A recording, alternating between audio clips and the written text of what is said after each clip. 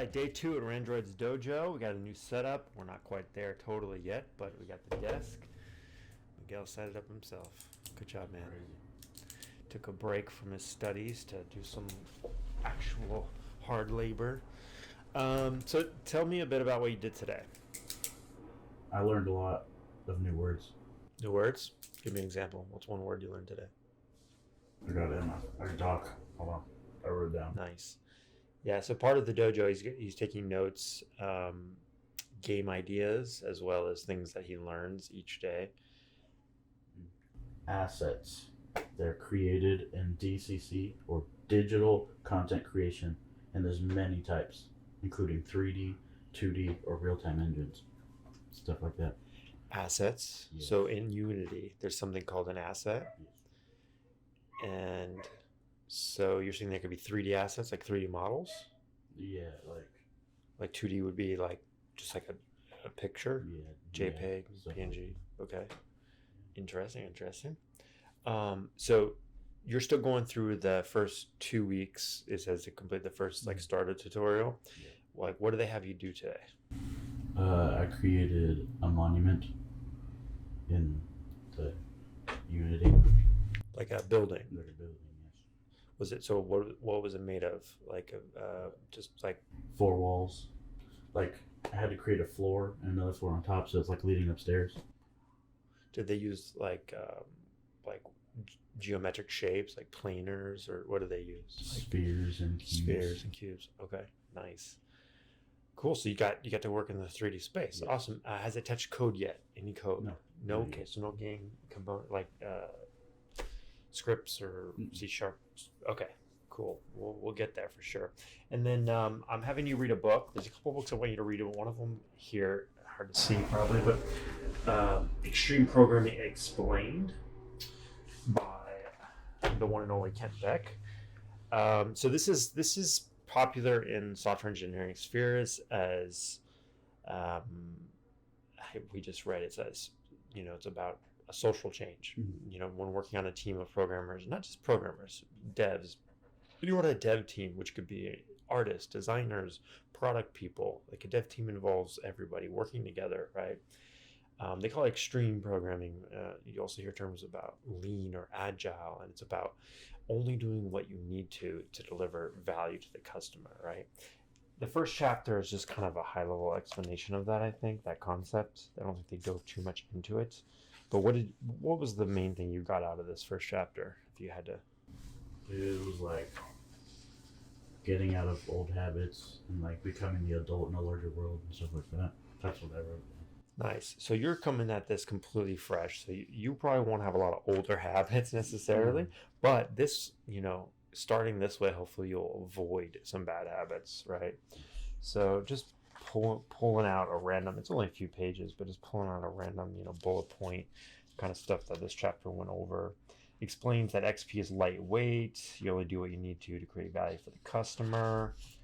So you want to move fast. There's no freeze-dried software process. Okay, so that's one thing to note, is that some consultants will come in, or some senior engineers will say, this is the way to do it. This is you got to follow steps A through Z. This is about being more adaptive and learning as you go and just only doing what's necessary. So although I'll teach you a lot of practices like test-driven development, I'm not saying you have to do this every time, and this is the only way to make good software. So it says methodology based on addressing constraints in software development. So obviously constraints in projects usually are, can you guess like what a constraint would be in a project? Something holding you back? Yeah, so like what are the limitations if you're trying to build an app or a game? Like what would stop you from doing that or slow you down or make it harder? No limits in your life. You can do anything you want, right? Yeah, see, you're young, you don't know. No, but for reals, there's usually 3 constraints in any project, right? Which is time. So you don't have infinite time. You're going to die eventually, right? I know it doesn't see that way when you're 18, but you don't want to spend 5 years on something that you could do faster, right? So there's always some time constraint, either artificial or real. Maybe you have a hard deadline, you got to deliver something legally or contractually, right? So along those lines, can you think of the other major ones?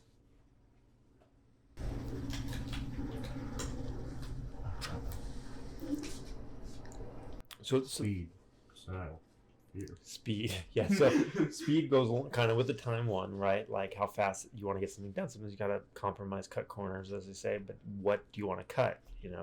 But that actually kind of hints at the last one. But the more obvious one probably is money, right? Yeah, Things cost money. Everything costs money. Your time is money. I know they're related in some sense, right? So I'm more limited in time these days. Maybe I have a little more cash, so I'm paying you to build a game, right? Mm-hmm. So sometimes you have to add more team members. But just I can't add a million people and expect things to get done faster, right? Eventually, you're going to hit some kind of wall, right? There's this thing called Mythical Man Month, which is like it takes 1 man month to finish this piece of work, right? So does that mean I have one person working for a month nonstop, 40 hours a week or whatever? If I put 2 people on it, does that mean it takes half a month, only 2 weeks? If I put 4 people, does it only take 1 week? If I put 8 people, can it get done in 2.5 days? If I put 16 people, can it get done in just like a day and a quarter? If I put 32 people, can it get done in less than a day? No. Can you imagine 32 people sitting in a room clicking buttons on the same laptop trying to do one simple task, like, I don't know, edit a video or something? No, it would be chaos. So just because you add more people to it doesn't mean it's necessarily going to get done faster. And so money can't solve all your problems there, right? Because you can't scale with just paying more and more people. There's always going to be a time element. And the last one, the last major triangle constraint or whatever you want to call it in projects generally is scope. So what do you think scope means? Just the first time you're hearing the word, what do you think it means? The vision of the project, or like what you're looking forward to? I don't know. Kind of, right? It's like, what features does this thing have? So airplane flying by, but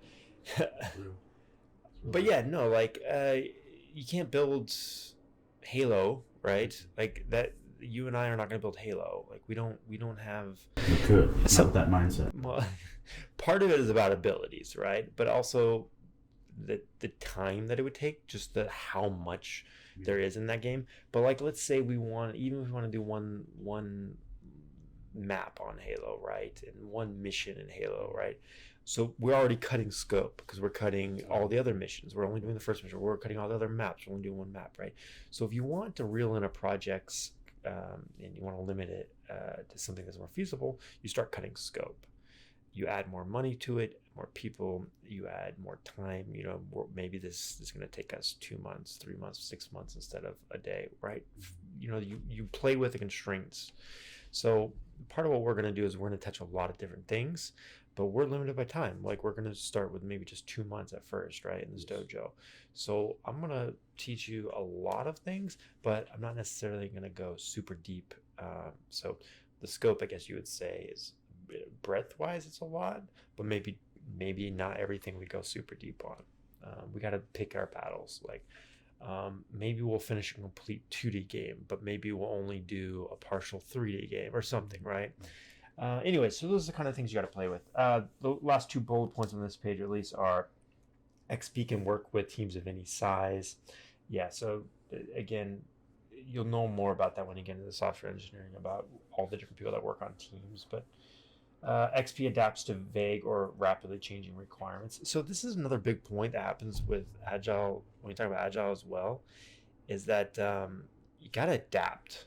So if you're being paid to do something, if you have real customers, you want to ship fast and you want to show value fast, right?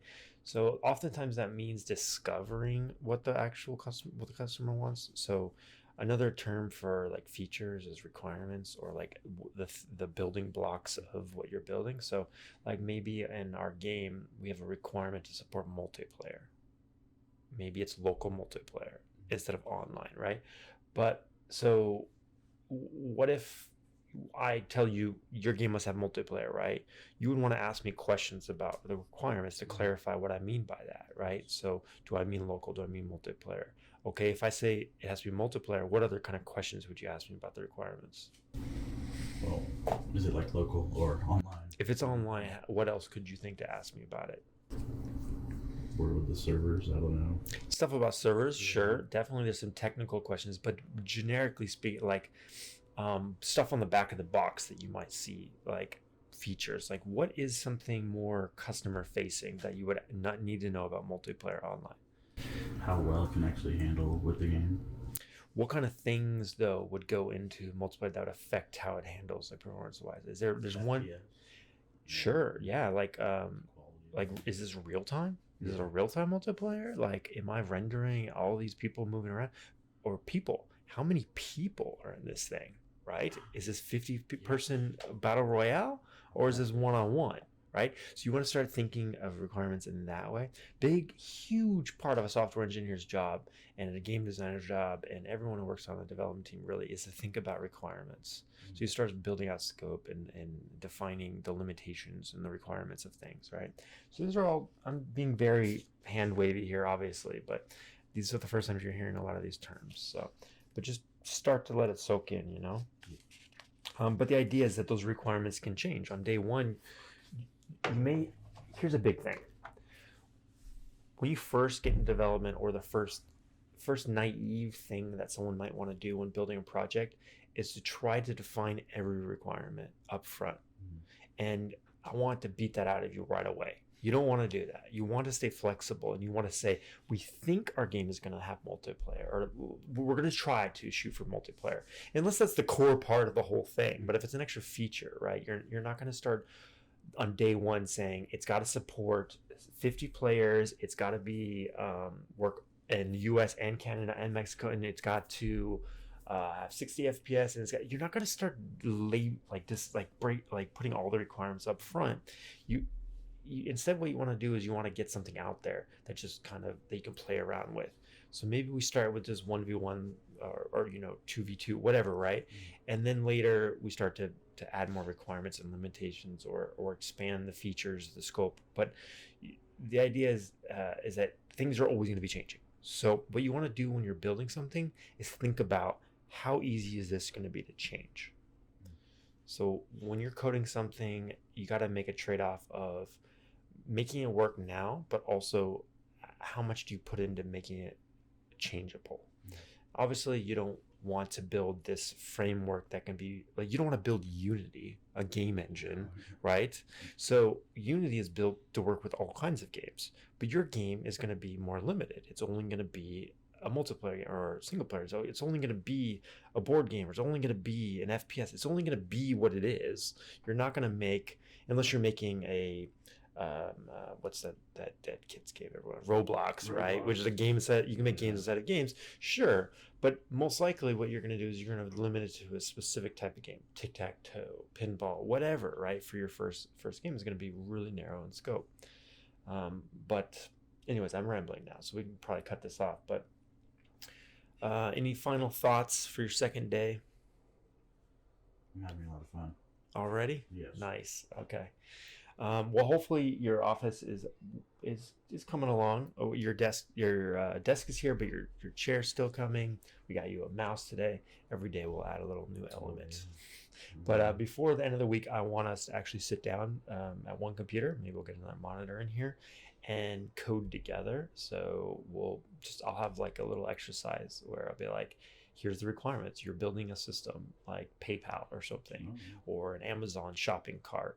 And we're going to actually code it. I want you to see what real code looks like. So keep messing around with Unity, keep doing the tutorials and all that. But when we sit down to code, we'll just do some more abstract coding exercises as well. And keep reading this book. And then I have another one after this. So cool. All right. That's it for today, guys. Thanks for watching.